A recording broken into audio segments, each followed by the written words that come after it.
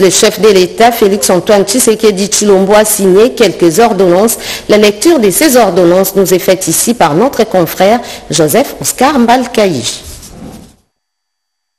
Ordonnance numéro 24/061 du 20 juin 2024 décernant la croix de la bravoure militaire avec étoile en bronze à 5 branches.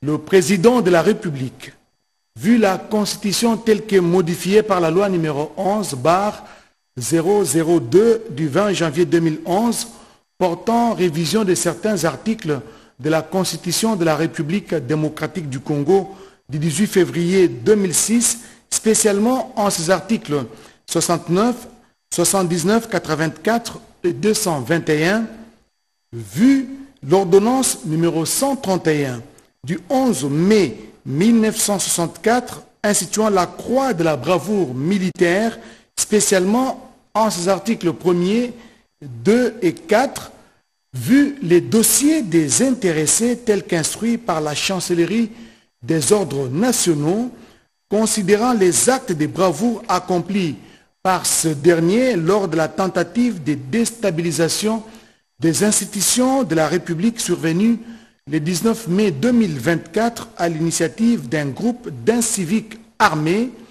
soucieux de récompenser le sens élevé du patriotisme, du devoir et des loyautés de ses officiers militaires, dont le courage exceptionnel prouvé lors de ces événements est un exemple du don de soi pour la patrie, sur proposition du chancelier des ordres nationaux, ordonne. Article 1er. La croix de la bravoure militaire avec une étoile en bronze à 5 branches est décernée aux officiers supérieurs des forces armées de la République démocratique du Congo dont les grades, noms, prénoms et matricules suivent. 1. Colonel Muteteke Mutunda Jim, matricule 1-73-97 19606/65. 2. Lieutenant-colonel Tchalakalambay Dédé, matricule 1-73-97-520-78-42. Article 2. Le chancelier des ordres nationaux est chargé de l'exécution de la présente ordonnance qui sort ses effets à la date de sa signature. Faite à Kinshasa, le 20 juin 2024, Félix Antoine Tshisekedi Tshilombo, pour copie certifiée conforme à l'original, le 20 juin 2024, le cabinet du président de la République, Anthony Kinzo Kamole, directeur de cabinet. Ordonnance numéro 24/062 du 20 juin 2024 portant nomination dans la catégorie des officiers supérieurs des forces armées de la République démocratique du Congo.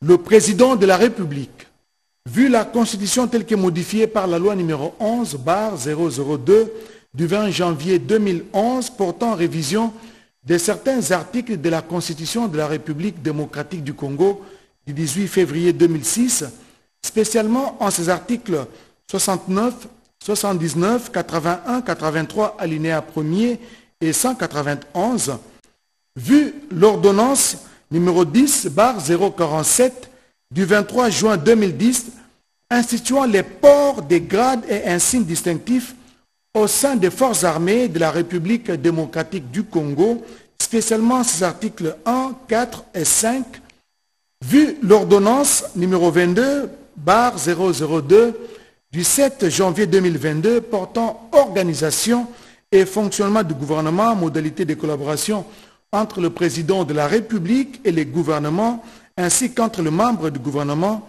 spécialement en ses articles 45, 48, alinéa 3 et 61, vu l'ordonnance numéro 22/003 du 7 janvier 2022 fixant les attributions des ministères, spécialement en son article 1er, point B 14, vu l'ordonnance numéro 24/022 du 1er avril 2024 portant nomination d'un Premier ministre, vu l'ordonnance numéro 24/039 du 28 mai 2024 portant nomination des vice-premiers ministres, des ministres d'État, de ministres délégués et des vice-ministres, vu la nécessité et l'urgence, sur proposition du gouvernement, les conseils supérieurs de la défense entendus ordonnent. Article 1er. Est nommé au grade de colonel des forces armées de la République démocratique du Congo, le lieutenant-colonel Tchala Kalambay Dédé, matricule 1-73-97-520-78-42. Article 2. Sont abrogées toutes les dispositions antérieures contraires à la présente ordonnance. Article 3. Enfin, le vice-premier ministre, ministre de la Défense nationale et ancien combattant, est chargé de l'exécution de la présente ordonnance qui sort ses effets à la date de sa signature. Faite à Kinshasa, le 20 juin 2024, Félix Antoine Tshisekedi Tshilombo, Judith Suminwa Tuluka, Premier ministre, pour copie certifiée conforme à l'original, le 20 juin 2024, le cabinet du président de la République, Anthony Kinzo Kamole, directeur de cabinet. Enfin, ordonnance numéro 24/063 du 25 juin 2024 portant prorogation de l'état de siège sur une partie du territoire de la République démocratique du Congo. Le président de la République, vu la Constitution telle que modifiée par la loi numéro 11/002 du 20 janvier 2011 portant révision de certains articles de la Constitution de la République démocratique du Congo du 18 février 2006, spécialement en ses articles 61, 69, 79, 85, 144, 145 et 156 alinéa 2, vu l'ordonnance numéro 22/002 du 7 janvier 2022 portant organisation et fonctionnement du gouvernement, modalité de collaboration entre le président de la République et le gouvernement ainsi qu'entre les membres du gouvernement, spécialement en ses articles 45, 46, 48 et 63, alinéas 3 et 4, vu l'ordonnance numéro 22/003 du 7 janvier 2022 fixant les attributions des ministères, vu l'ordonnance numéro 24/022 du 1er avril 2024 portant nomination d'un Premier ministre, vu l'ordonnance numéro 24/039 du 28 mai 2024 portant nomination des vice-premiers ministres, de ministres d'État, de ministres délégués et de vice-ministres, vu l'arrêt sous R. Const 1550 du 6 mai 2021 de la Cour constitutionnelle, siégeant en appréciation de la constitutionnalité de l'ordonnance numéro 21/016 du 3 mai 2021 portant mesure d'application de l'état de siège sur une partie du territoire de la République démocratique du Congo, vu la nécessité et l'urgence, les conseils des ministres entendus ordonnent. Article 1er. Est prorogé pour une période de 15 jours, prenant cours le 26 juin 2024, l'ordonnance numéro 21/015 du 3 mai 2021 telle que complétée à ce jour, portant proclamation de l'état de siège sur une partie du territoire de la République démocratique du Congo. Article 2. Sont abrogées toutes les dispositions antérieures contraires à la présente ordonnance. Article 3. Enfin, le premier ou la première ministre, le vice-premier ministre, ministre de l'Intérieur, Sécurité et Affaires coutumières, le vice-premier ministre, ministre de la Défense nationale et ancien combattant, ainsi que le ministre d'État, ministre de la Justice et garde des Sceaux, sont chargés, chacun en ce qui les concerne, de l'exécution de la présente ordonnance qui sort ses effets à la date de sa signature. Faite à Kinshasa, le 25 juin 2024, Félix Antoine Tshisekedi Tshilombo, Judith Suminwa Tuluka, Premier ministre, pour copie certifiée conforme à l'original, le 25 juin 2024, le cabinet du président de la République, Anthony Kinzo Kamole, directeur de cabinet. Voilà tout pour les ordonnances. L'hygiène chez vous avec la société BDN Nettoyage. Pour tous vos travaux de nettoyage, immeubles, appartements, bâtiments, bureaux et autres, un service de qualité par des professionnels avec des matériaux aux normes internationales.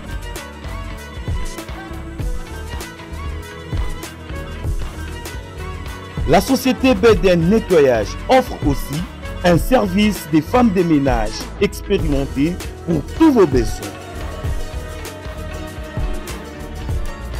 Pour tout contact, plus 33 61 38 86 338, plus 243 97 91 99 381. BDN Nettoyage, le meilleur du nettoyage. BDN, c'est la qualité de notre service.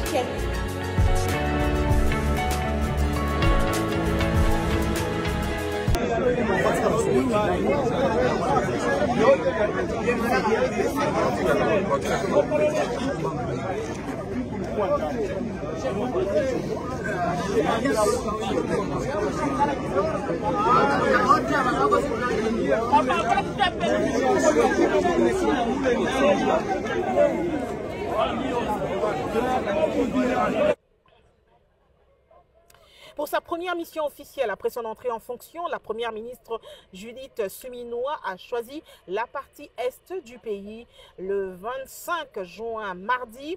Elle était dans la province du Sud Kivu où elle a assisté à la fermeture d'une base de la MONUSCO dans le cadre du départ de la MONUSCO en République démocratique du Congo, le départ progressif de la MONUSCO en RDC. Ce mercredi 26, elle a communié avec la population à qui elle a réitéré l'engagement de son gouvernement de répondre aux questions des fils et filles de la province du Sud Kivu. Nous sommes à présent dans la province du Nord Kivu, au chef-lieu et précisément à l'aéroport international de Goma où Madame la Première ministre va effectuer une visite également de travail dans le cadre de cette première mission officielle en République démocratique du Congo. Elle est accompagnée de quelques membres de son gouvernement, dont le porte-parole Patrick Mouyaya.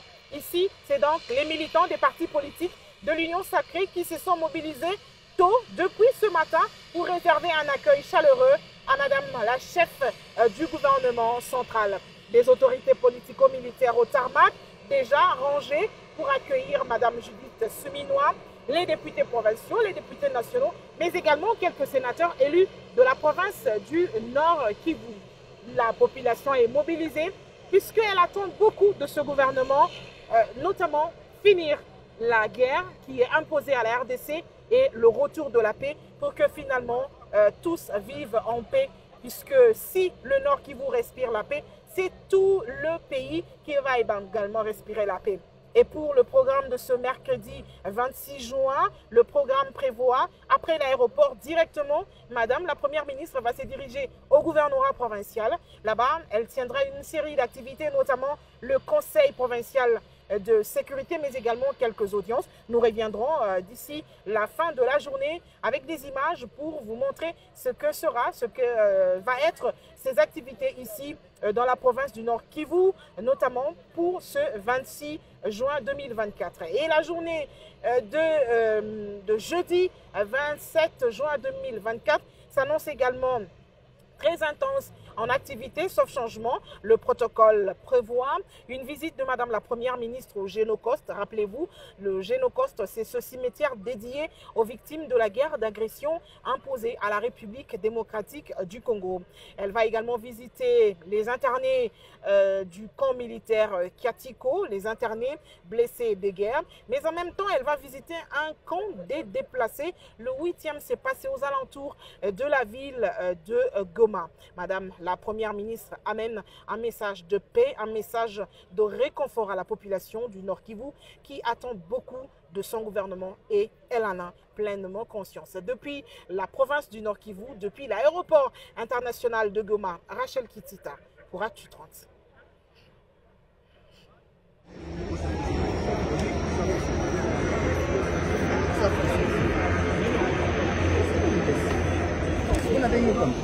Il fallait pas. Non, on attend, on a dit on attend tous.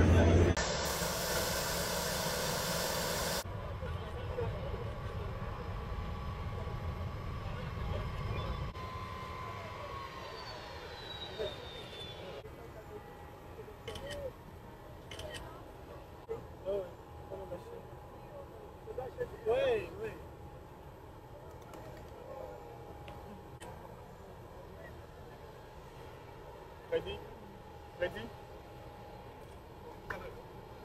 C'est ça? Oui.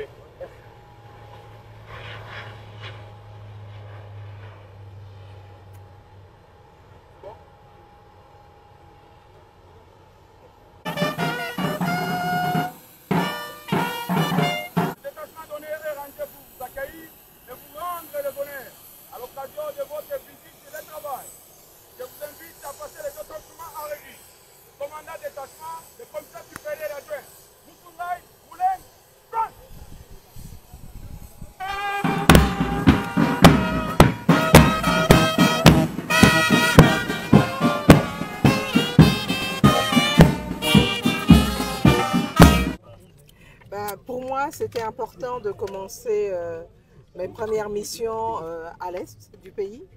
C'est vrai que, comme je l'ai dit à Bukavu, nous avons des problèmes dans toutes les provinces de la République, mais que ce soit le Sud Kivu et encore le Nord Kivu, des provinces qui subissent les affres de la guerre depuis plus de pratiquement 30 ans. Cette province, comme vous l'avez dit, meurtrie, il était important de commencer par ici. Ce n'est pas ma première fois, mais c'est ma première fois en tant que Premier ministre. Et pour moi, je me devais de commencer par ici.